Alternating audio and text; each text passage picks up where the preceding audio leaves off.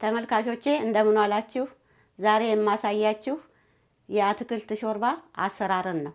ለአትክልት ሾርባ አሰራር የሚያስፈልጉትን ነገሮች አቅርቤያለሁ፣ አሳያችኋለሁ። ሚጥሚጣ፣ ቁንዶ በርበሬ፣ ጨው፣ ድፍን ምስር፣ ካሮት፣ ነጭ ሽንኩርት፣ ቀይ ሽንኩርት፣ ቲማቲም፣ ድንች፣ ጎመን፣ ጥቅል ጎመን፣ ዘይት፣ እነዚህ ናቸው። እሺ አሁን የቀረቡትን እንግዲህ በደንብ እናያለን ማለት ነው።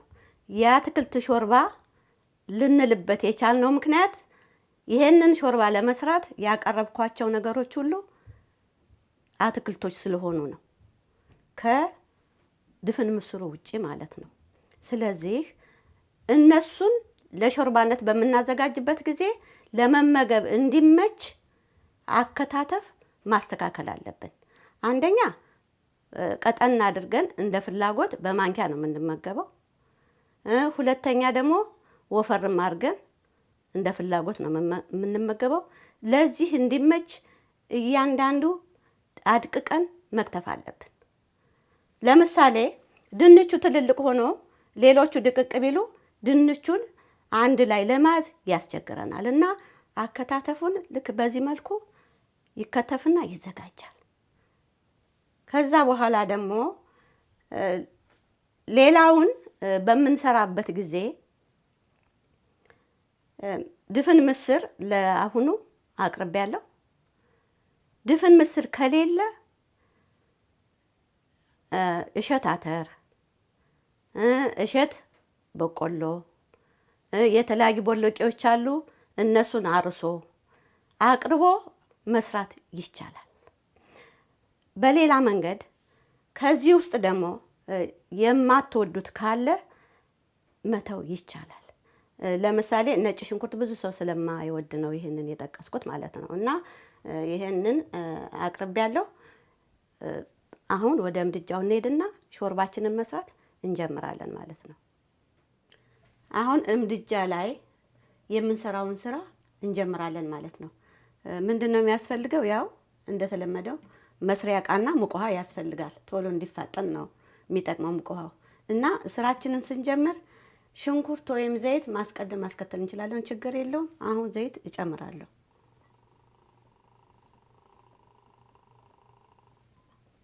የዘይቱ ብዛት እንደ ፍላጎት ነው።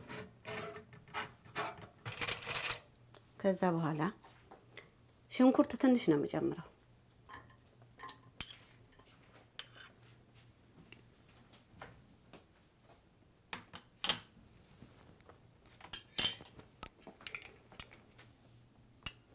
ይሄ ነጭ ሽንኩርት ነው፣ የቅድሙ ቀይ ሽንኩርት ነው። እሱም ትንሽ እጨምራለሁ ማለት ነው።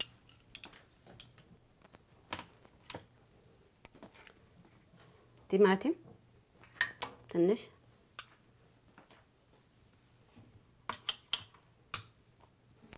ከዛ በኋላ ሚጥሚጣ፣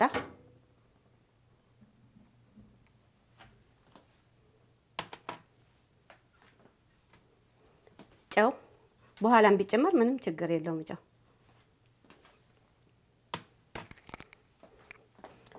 ከዛ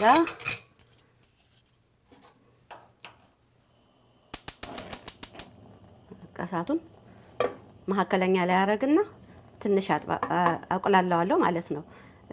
ማቁላላት የፈለኩበት ምክንያት የተቁላላው እና ያልተቁላላው ጣዕሙ ስለሚለያይ ነው። እና ሾርባ ሲሰራ እኔ ምን ጊዜም ስሰራ ሚጥሚጣ ጨምራለሁ። እንደገና አሁን የጨመርኳቸውን ያያችሁትን ጠበስ አደርገዋለሁ ማለት ነው። በጣም ሳይሆን ለምን የበሰለና ያልበሰለ ነጭ ሽንኩርት፣ ቀይ ሽንኩርት እና ቲማቲሙ ጣዕሙ ይለያል። ስለዚህ የሁለቱ ጣዕም ሾርባው ጋር ሲቀላቀል ቆንጆ ጣዕም ስለሚሰጠው እንደዛ መስራት ይቻላል ማለት ነው።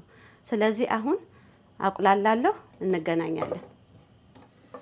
መጠበሱ ይበቃዋል። ሚጥሚጣ የጨመርኩበት ምክንያት ጣዕሙን በጣም ቆንጆ ስለሚያደርገው እንጂ ያልፈለገ አለመጨመር ይቻላል። እዛ አሁን ውሃ ጨምራለሁ፣ ሙቅ ውሃ።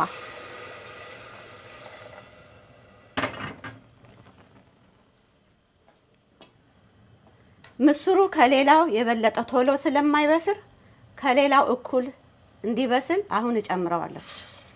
ታጥቧል። እንደዚህ አማስልና ክድና አድርጌ እንዲበስል አቆየዋለሁ ማለት ነው። እንገናኛለን።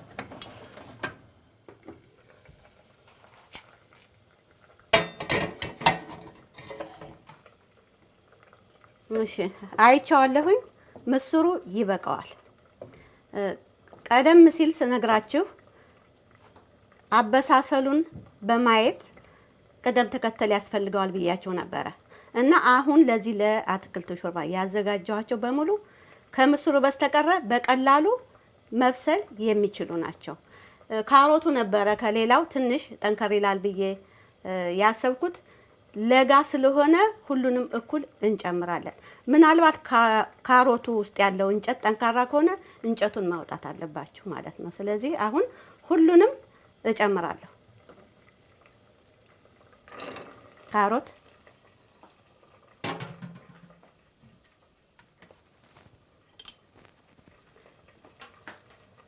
ነጭ ሽንኩርት፣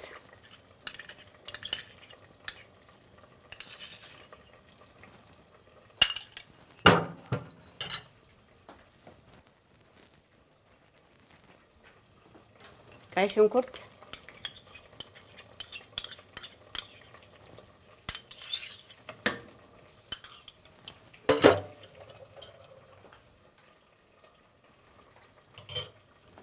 ቲማቲም፣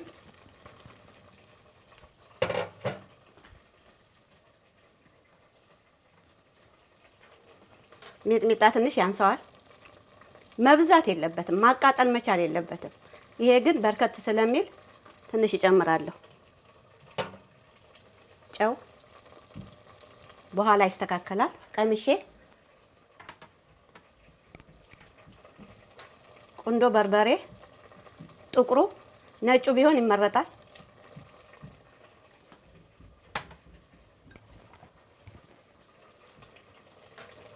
ጥቅል ጎመን ቅጠል ቅጠሉ ነው የተከተፈው፣ እንጨቱ አያስፈልግም።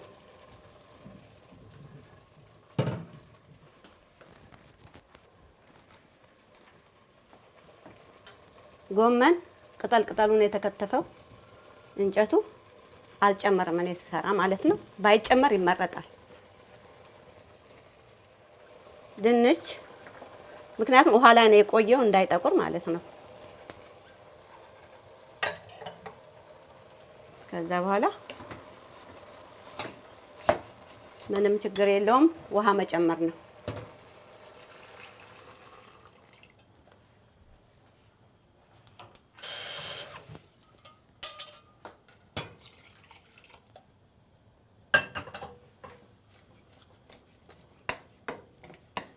እንደዚህ ይደረግና ለእሳት መስጠት ነው። ሲበስል አስተካክሎ ቀምሶ ማውጣት ማለት ነው። ስለዚህ እንገናኛለን። ሾርባችን በስሏል። አሁን ለገበታ ማቅረብ ብቻ ነው ማለት ነው። እኔ ልገልጽላችሁ የምፈልገው ነገር አለ።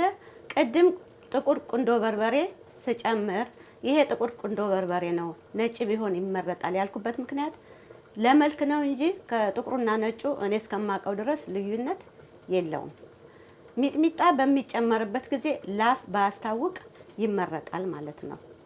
እና ዘይት ደግሞ የወይራ ዘይት ከላይ ብጨምሩበት ለጣዕሙ ሊያሳምረው ይችላል ካላችሁ። ይህንን ነው እንደ ተጨማሪ የምሰጣችሁ። በተረፈ እንግዲህ አስተካክዬ ስለጨረስኩኝ በገበታ ላይ አቅርቤ እንገናኛለን።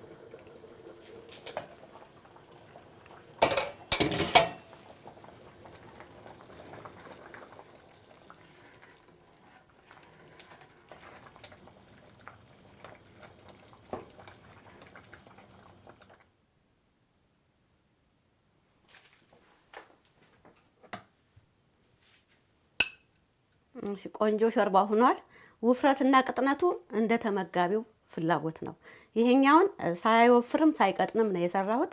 ለህፃናት መመገብ የምትፈልጉ ከሆነ የአትክልት ሾርባ ሰርታችሁ ሚጥሚጣው ሳይጨመር ቀጠን አድርጋችሁ ፈሳሹን ክፍል ማጠጣትና እንዲጠጡ ማድረግ ይቻላል። ስለዚህ እስቲ ልቅመሰው። ሰርችን ያቃጥለኛል። ቆንጆ ነው እና እንግዲህ ሰርታችሁ ተመገቡልኝ። ቆንጆ ነው። ተመልካቾቼ የዛሬውን የአትክልት ሾርባ አሰራር ሰርቼ ጨርሻለሁ።